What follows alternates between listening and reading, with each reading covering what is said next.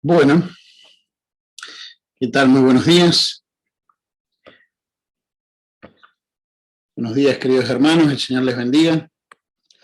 Damos gracias a nuestro buen Dios por la oportunidad que tenemos de poder estar compartiendo estos devocionales y dar gracias a Dios también por lo que es su gracia, su perdón, su palabra, ¿verdad? Los propósitos que ha puesto el pueblo de Dios, ¿no? La familia, todo. Dar gracias al Señor por lo que es su gracia para con nuestras vidas. Vamos a continuar con los devocionales que estamos teniendo y estamos mirando lo que son las parábolas. Hemos estado desde el comienzo de esta semana, desde el lunes, viendo algunas parábolas y tenemos que tener cuidado, ¿verdad?, de no forzar, y hoy vamos a estar viendo justamente no forzar todos los detalles para no hacerle decir a la Escritura lo que no está diciendo, ¿sí? O en este caso hacerle decir a Cristo, que es quien estamos estudiando las parábolas que nuestro Señor Jesucristo dio, no hacerle decir a Jesucristo lo que no está diciendo, ¿sí? Bueno, muy bien, vamos a escuchar una canción. Buenos días ahí a nuestra hermana Angélica, a nuestra hermana Socorro también. No sé si estará saliendo bien la transmisión porque a mí me quedó congelado acá, pero espero que sí. ¿Sí? Muy bien, ahí sí ustedes me pueden avisar, les agradezco porque no estoy alcanzando a ver. ¿Sí? Bueno, muy bien. La que vamos a estar viendo hoy es la parábola de los dos deudores, la que aparece en Mateo, porque también hay otra enseñanza que le da acerca a Jesucristo de los dos deudores, cuando fue a comer a la casa de Simón, ahí del fariseo, ¿verdad? Y donde entra la mujer, ¿verdad? Y enjuga con perfume y con sus lágrimas y besa los pies de Cristo. No vamos a estar viendo esa, sino que vamos a estar viendo la parábola de los dos deudores basado en Mateo capítulo 18, desde el versículo 23 al 35. Obviamente, solo como un pensamiento, no es bueno caer, ¿verdad?, en lo que es la trampa de las deudas, ¿sí? Hay que tener mucho cuidado con acostumbrarse a vivir en esas deudas, ¿verdad? Trampas que lamentablemente para muchas personas ha llegado a ser mortal. Así que tengamos cuidado. La Biblia habla muchísimo de finanzas, ¿sí? Hay un hermano, un amigo que amo, fue el primer líder de jóvenes que tuve, nuestro hermano Oscar Tamañone. Él es muy buen enseñador en cuanto a este tema, ¿verdad? Y es importantísimo de que no caigamos. Pero no habla en este caso en cuanto al tema de finanzas, sino que habla en cuanto al perdón, ¿sí? Pero vamos a escuchar una canción y después de eso vamos a orar y avanzar en lo que es el devocional del día de hoy.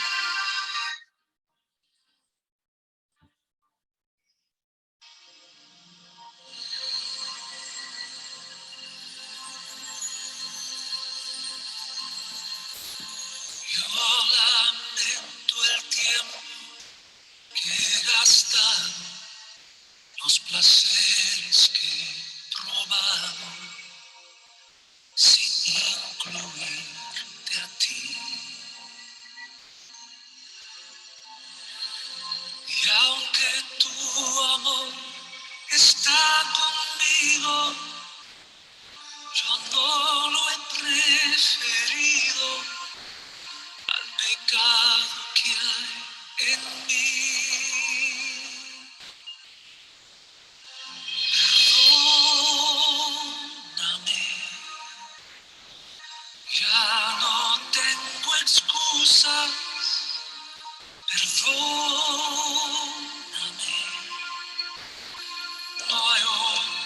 quien culpar.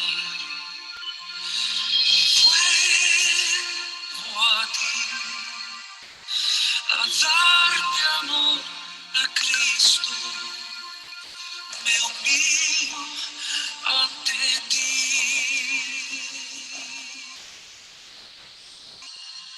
Perdóname.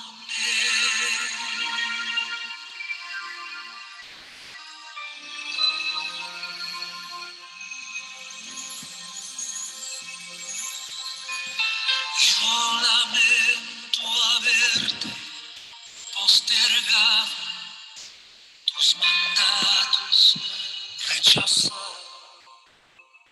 para dedicarme a mí. Necesito que tú me restaures, que mi alma se consagre y así tomar mi cruz. Perdóname, ya no tengo excusas. Perdóname, no hay otro a quien culpar. Y vuelvo a ti, a dar mi amor a Cristo. Me humillo.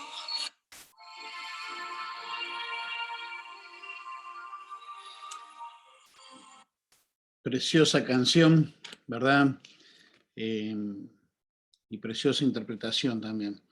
Ahí, gracias, mi hermana, por avisarme de que se había trabado, no estaba saliendo la transmisión por el Facebook. Gracias, ahí ya reconectamos todo de vuelta. Espero de que sí funcione bien ahora, ¿sí? Muy bien, vamos a estar viendo hoy la parábola de los dos deudores, ubicado allí en Mateo, capítulo 18, desde el versículo 23 en adelante, ¿sí?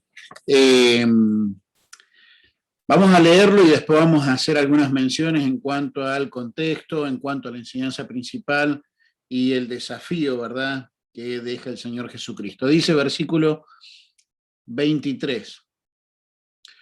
Por lo cual el reino de los cielos es semejante a un rey que quiso hacer cuentas con sus siervos.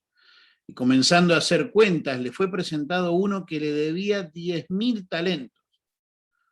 A este, como no pudo pagar, ordenó su señor venderle y a su mujer e hijos y todo lo que tenía para que se le pagase la deuda. Entonces aquel siervo postrado le suplicaba diciendo: Señor, ten paciencia conmigo y yo te lo pagaré todo. El señor de aquel siervo, movido a misericordia, le soltó y le perdonó la deuda. Pero, versículo 28, saliendo aquel siervo, halló a uno de sus consiervos que le debía 100 denarios, y haciéndole o agarrándolo, haciéndole de él, le ahogaba diciéndole, págame lo que me debes. Entonces su consiervo, postrándose a sus pies, le rogaba diciendo: ten paciencia conmigo y yo te lo pagaré todo. Mas él no quiso, sino fue y le echó en la cárcel hasta que pagase la deuda. Viendo sus consiervos lo que pasaba, se entristecieron mucho y fueron y refirieron a su señor todo lo que había pasado. Entonces, llamándole su señor, le dijo: siervo malvado, toda aquella deuda te perdoné, porque me rogaste. ¿No deberías tú también tener misericordia de tu consiervo, como yo tuve misericordia de ti? Entonces su señor, enojado, le entregó a los verdugos hasta que pagase todo lo que debía. Así también mi Padre Celestial hará con vosotros si no os perdonáis de todo corazón, cada uno a su hermano, sus ofensas. Querido Dios y Padre Celestial, Señor, gracias por darnos estos medios, la oportunidad de poder compartir, Señor, tu palabra, compartir junto con mis hermanos y hermanas, Señor, y tal vez con personas que aún ni conozco o que tal vez todavía no te conocen a ti, Señor. Pero Padre, ayúdanos a que podamos juntos acercarnos y ser enseñados, desafiados, retados por ti, Señor, a tomar decisiones que nos lleven a cambios, a un crecimiento, que nos lleven, Señor, a poder llevarte gloria y honra a ti. Y amado Dios, rogamos de tu Santo Espíritu, Señor, la guía para poder interpretar correctamente, pero sobre todo para también poder aplicar esta palabra a nuestras vidas. Oramos, Dios, en el nombre de tu Hijo Jesús. Amén y amén. Muy bien, pasaje duro, ¿no? Sobre todo para algunas interpretaciones que muchas veces se hace de una manera forzada y se le hace decir a la Escritura lo que no dice. Pero vamos a ver un poquito, dijimos que debemos aprender a enfocar la enseñanza principal, ¿verdad? Y la aplicación, y en este caso la enseñanza principal tiene que ver con el que perdonemos como hemos sido perdonados, ¿sí? La aplicación tiene que ver con que yo debo aprender a perdonar a mis hermanos conforme a cómo he sido perdonado, tener misericordia con otros. Y el contexto, podríamos decir, bueno, si vamos al capítulo 18, ahí, bueno, estamos en el 18, si vamos al versículo 1, dice, en aquel tiempo los discípulos vinieron a Jesús diciendo, ¿quién es el mayor en el reino de los cielos? Y llamando a un niño, ¿verdad? Y allí da una enseñanza durísima también en cuanto al ser de tropiezo para con los niños, ¿verdad? Y le dice, bueno, mejor es que se atase una piedra en el cuello, de molino de asno, dice, y que se hundiese en lo profundo del mar. Una enseñanza durísima. Después, bueno, habla acerca de lo que es la parábola de la oveja perdida y el esfuerzo y la inversión por poder buscar a aquellos que están fuera del redil, ¿sí? Aquellos que podríamos decir tal vez han dejado, ¿verdad?, la iglesia, buscar a aquellos que están necesitando de nosotros. Después continúa allí, podríamos decir que, bueno, está hablando acerca de cómo tratar el pecado. Este pasaje es muy utilizado en lo que tiene que ver en el orden de lo que es la disciplina, la confrontación, el restaurar las relaciones interpersonales dentro de la iglesia, ¿verdad? Pero acá viene el contexto con la pregunta que le hace, en este caso, uno de sus discípulos, Pedro, allí en el versículo 21. Si están en sus Biblias, Mateo capítulo 18, versículo 21, dice, entonces se le acercó Pedro y le dijo, Señor, ¿cuántas veces perdonaré a mi hermano que peque contra mí? Recuerden, estamos hablando de un contexto donde tiene que ir, si hay algo contra su hermano, ¿verdad? Andá, habla con él a solas, bueno, si no te oye, toma 2 testigos, si no te oye, llévalo delante de toda la congregación, ¿verdad? Siempre con el ánimo de restaurar la relación, no de exponer el pecado de nadie, sino con el ánimo de restaurar y buscar a los 2 testigos para que ayuden, y si vas a la iglesia, con el ánimo de ayudar, ¿verdad? De que haya una restauración. Pero sale Pedro y le dice, bueno, ¿cuántas veces tengo que perdonar a mi hermano que peque contra mí? ¿Hasta 7? Bueno, yendo un poquito al contexto de la época, ¿verdad?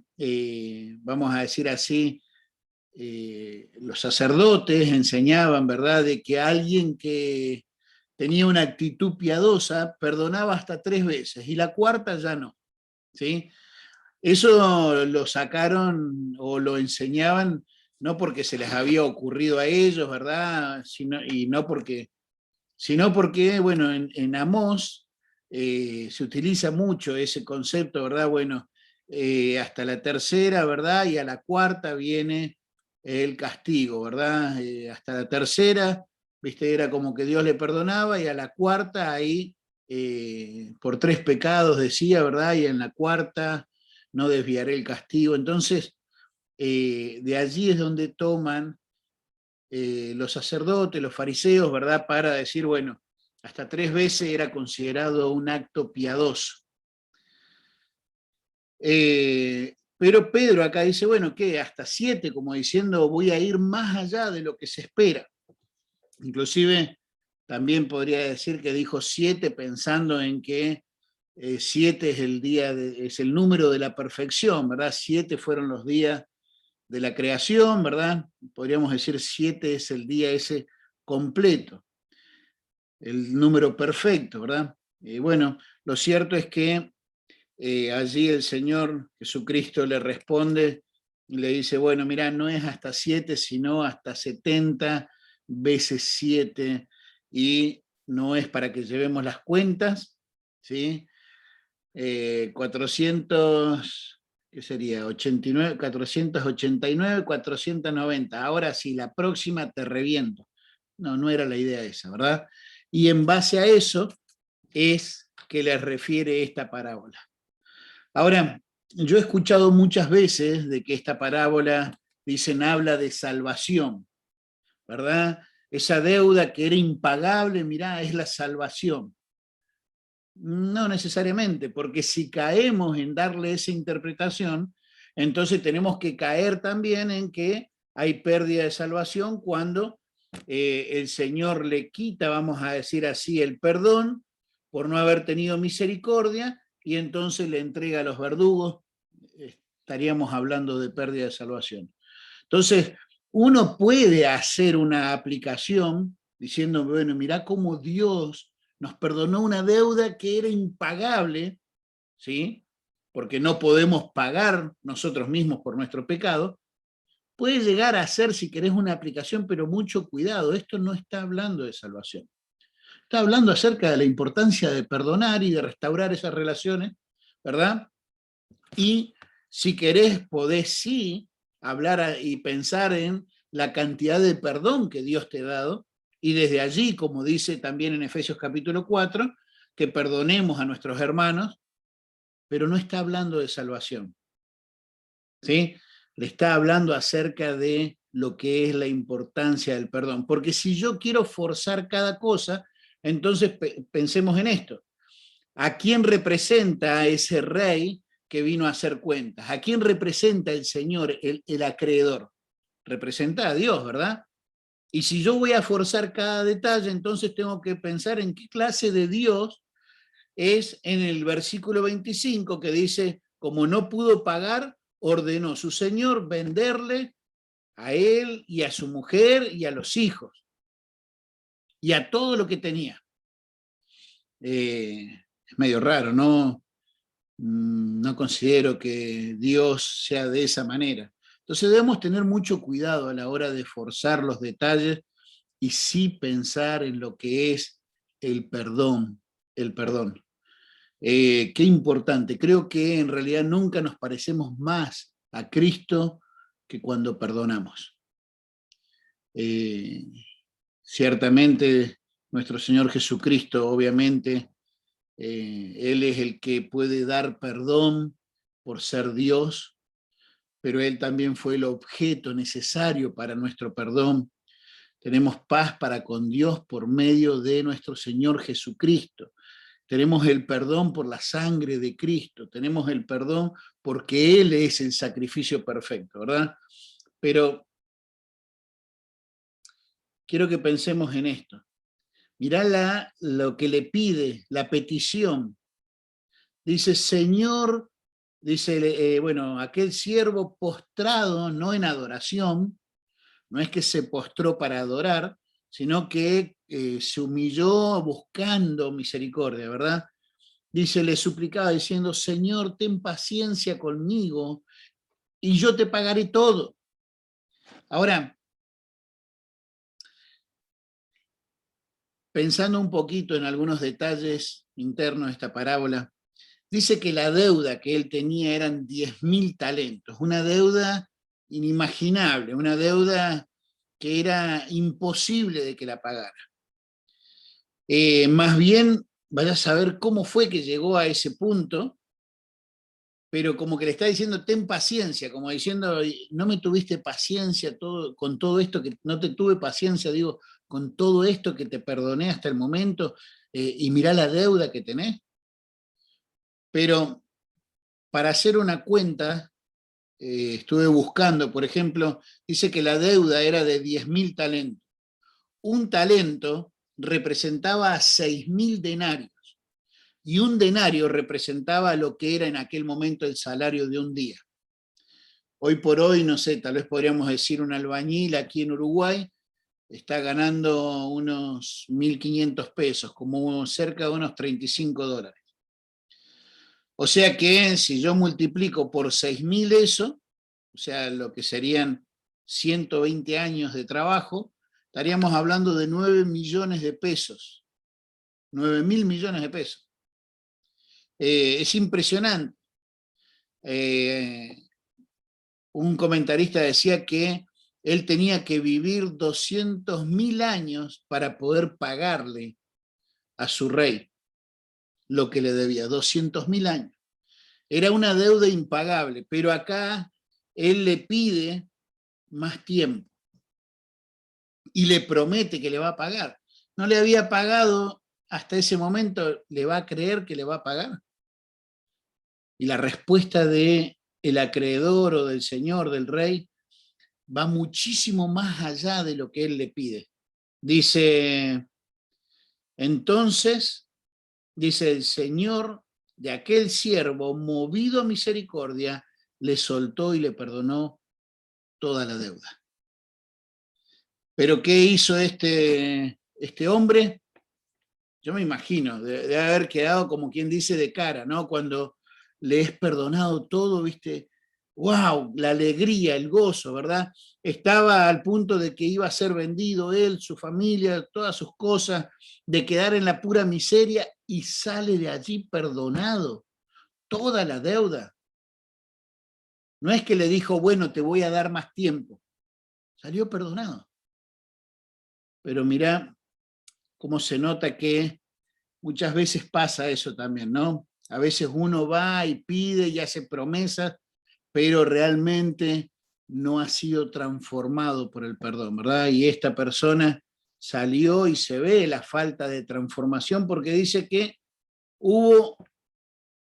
que se cruza con un consiervo, alguien que le debía a él 100 denarios, o sea, 100 días de trabajo, serían como 3 meses, no eran 120 años, eran 3 meses.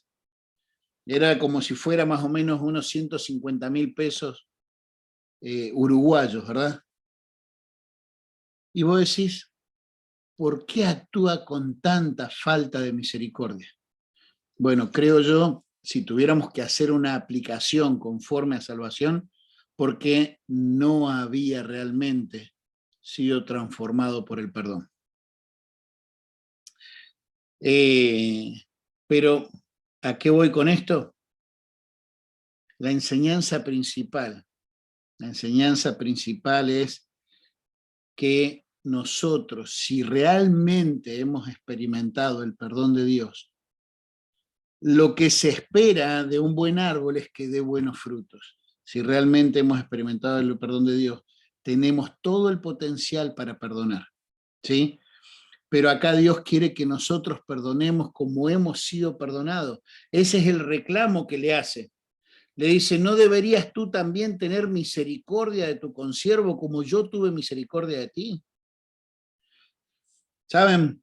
En esta parábola podríamos decir, vemos a Dios misericordioso, pero un Dios también de justicia. Y qué importante que es que podamos no solamente aprender a disfrutar de la misericordia y el perdón de Dios, su amor, sino que también seamos conscientes de su justicia. Y acá quiero que pensemos en esto. Dice que se enojó y le echó o le entregó a los verdugos. Va a haber consecuencias. Bueno,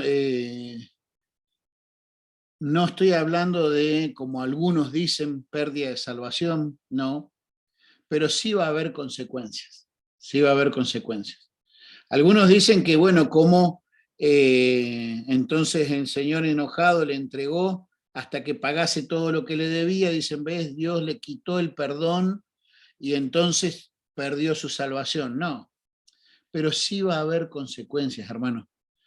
No solamente las mismas consecuencias físicas que ya vienen de cuando uno no perdona, o como mencionamos la otra vez, ¿verdad? Esa decadencia que va habiendo, ¿no? Allí pensando en Efesios 4:31, ¿sí? 4:31, donde habla, bueno, aquel que está amargado, después se enoja, entra en ira, en gritería, en maledicencia y en malicia, ¿verdad?